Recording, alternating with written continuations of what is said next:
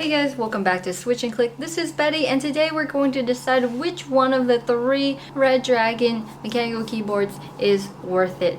All of them are under $50. We have one 10 keyless one, the 552, and 2 full-size mechanical keyboards, the 582 and the 551. We bought all 3 for about $130, so let's jump right into the review.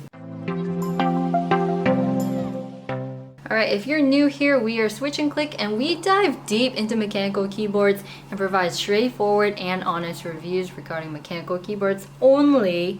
No mice, no chairs, none of that stuff, just mechanical keyboards. So I hope you enjoy this video, and let's compare each one of these. Alright, first we'll start with the 10 keyless one, the Redragon Kumara K552. We've done a full in-depth review on all of these keyboards, and I'll link to them on either here or here, whichever side it is. I don't know that yet. But this one has ultimate blue switches. It has full RGB lighting. It's super clicky and super loud. One downside of this one is every key press you hear this tight, slight tingy or ringing sound. I'm not sure if you hear it from the camera, but I definitely hear it every single time. It really bugs me, increases my blood pressure a whole ton. But if that doesn't bother you, then you can completely ignore that statement. It has 18 pre-programmed RGB themes, super easy to edit and change different features via the onboard keys. You just press function and then insert, home, page up, delete, and then page down. They all have 3 or 4 pre-programmed features within them. This one has a huge protruding branding right here. You can feel it. It sticks out from the keyboard, and honestly it is what really annoys me the most from this keyboard. Not the sound, not the fact that you can't remove the USB cable. All of these come with a non-detachable USB cable because they are budget. They all have the adjustable kickstand that allows you to go up to a 10-degree typing angle. Very cool, very cool.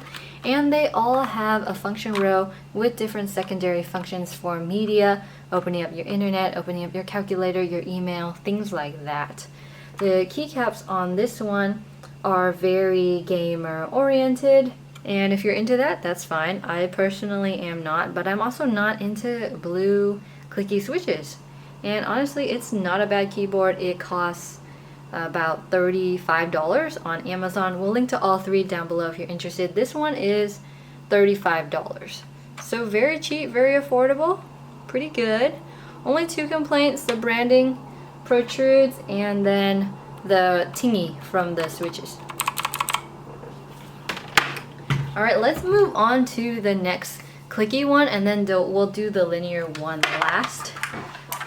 So this one is the Redragon Vara K551. You'll notice that it looks very similar to the 552, except this one has no RGB lighting and the keycaps are different. So all of these keyboards come in different options. That one comes in 5 options. It has a black one with no lighting, black one with red lighting, black one with RGB lighting, and I think they also have white ones. So there's a bunch of different options that you can pick from. We got this one with no backlighting for $38, I believe. $38.99. It has the same kickstand there. It has the same 2 rubber feet. It has a number pad because it's a full-size keyboard. It has the secondary functions on that function row up top. Some things that bother me about this keyboard is if you look at WASD right here, it has different arrow keys, and the fact that it's misaligned actually really bothers me. And then over here, we also have WASD on the arrow keys right here. So a little bit strange, I know, but look, the branding is very subtle. That is awesome. Love that. Love that. So overall, not a bad keyboard. It's clicky. It's got the same blue switches as the K551. One difference with this one is that it doesn't produce that ringy sensation or that ringy sound that you hear from the first one. Even though they have the exact same kind of like layout pretty much, this one has a semi like high profile look to it as well, but the lip around it doesn't really let you see that. It's the same thing with the 552. It's super sturdy. They all have aluminum base plates and the cases are all ABS plastic and the keycaps are all ABS plastics. So try to flex. This keyboard has zero flex. It's super sturdy, very sturdy keyboard. One complaint I have with this one and the K552 is that if you put it on the table flat and you just press it, it moves around so easily.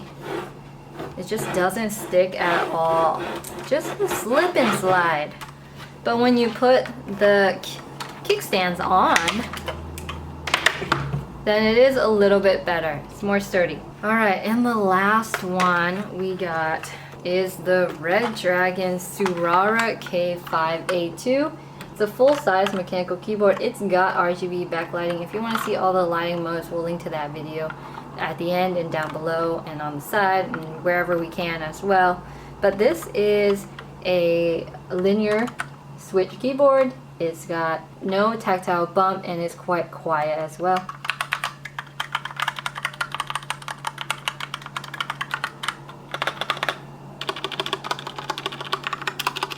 So all of the stabilizers on all three keyboards are quite decent. They're cherry style stabilizers, not those stupid clip-on wire ones where you can accidentally lose the connectors or whatever. We don't have any awkward WASD on the legends here of the arrow keys, but one question is, why are they aligned to the left? That's a little weird. And then this entire font of the legends is very gamer oriented as well. Very subtle branding, quiet keys to change the lighting modes, and like the other ones, it's got the secondary functions on the function row as well. On the back, we see some differences, and I must say these are quite positive differences. We have not one, not two, but 4 rubber feet on the bottom. So that means this one doesn't have the same problems that the other two do. If I place this one on the table and push it, it's not budging. It's barely budging. I have to put a lot of force to budge it, and it does come with the 2 kickstands as well. Works super well.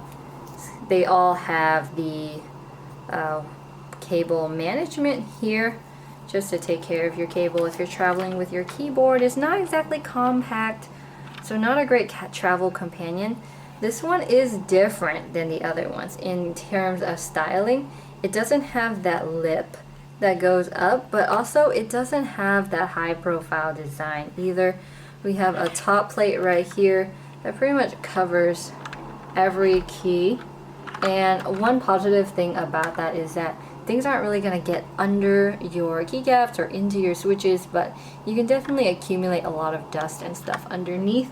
And then these keycaps are ABS plastic like the other ones. They're double injected ABS keycaps, lets the RGB shine through brightly. So very nice keyboard. Now the verdict. Before we get to the verdict, comment down below which one is your favorite if you own one. We definitely have a favorite. We are quite biased, unfortunately, but everyone has preferences. So if we provided you any value so far, please press that like button and let's move on. Okay, drum roll please. I have no rhythm, so I have no drum roll, but this will be it. Alright, so our favorite mechanical keyboard out of this lineup. Oh wait, I forgot one thing. I forgot to tell you the price of the Redragon Tsurara. It is $48 right now on Amazon, and is probably the most expensive one out of all three, but I have to say that it is our favorite. There's a lot of things that are super awesome about this keyboard. It might be the most expensive, but I think it's worth it. It's worth it. So I and my husband, we do prefer the linear switches compared to the clickies, and it's not like a problem of ours, it's just more like maybe we've grown old and we don't want to hear clicks anymore. Because I've been using my super clicky Black Widow tournament edition for the last 6 years. I'm done with clicks. I need me some quiet. So this is pretty quiet. This is pretty nice. Another great thing is the subtle branding here, and you can barely even tell that it's a Redragon keyboard. If you really want to, you can probably scratch that off or do something about that. I really like how it's got 4 rubber feet in the back instead of just 2. It doesn't slip at all. That's awesome.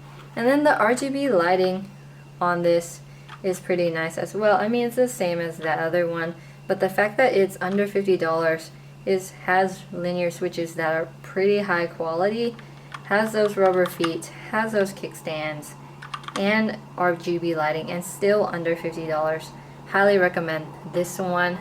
Now, if we're talking about recommendations, if you're really interested in a high quality, clicky, 10 keyless mechanical keyboard, I highly recommend you go out and get the Black Widow Tournament Edition. This is not sponsored.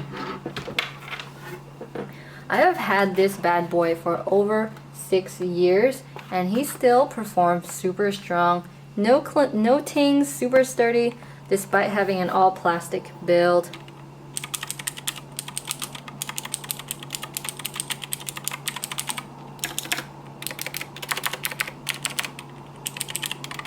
So very nice keyboard. The only thing that's not great about it is that it doesn't have a number pad, but this is going right now on Razer for $56. So for only $6 more than the Tsurara, you can get a better keyboard, and their switches last up to 80 million keystrokes. And from my own personal experience, they're a really high quality, trustworthy brand if you're into switches like this. Only downside is it has a non-standard bottom row, so you can't switch out keycaps if you want. All of these 3, you can definitely switch out the keycaps. They're very standard. They have those cherry stems, so you can switch that out very easily. And then another keyboard that we've been recommending, if you've been watching all those reviews, we've been making the same recommendation, is the HyperX Alloy FPS Pro. Again, not sponsored. Wish I was. That would be great. This keyboard runs for $70. It's 10 keyless as well, and it's available in linear or clicky switches. And it has a full aluminum frame. Aluminum frames are super sturdy, high quality, long lasting, durable, all that great stuff, and it reduces the echo and the sound of the switches, and it really dampens out the noise. We have our HyperX Alloy Origins core that we really love and recommend. There's a full in-depth review over here. For more mechanical keyboards reviews, check out this playlist here and subscribe here if you really like this video, and I'll see you in the next one.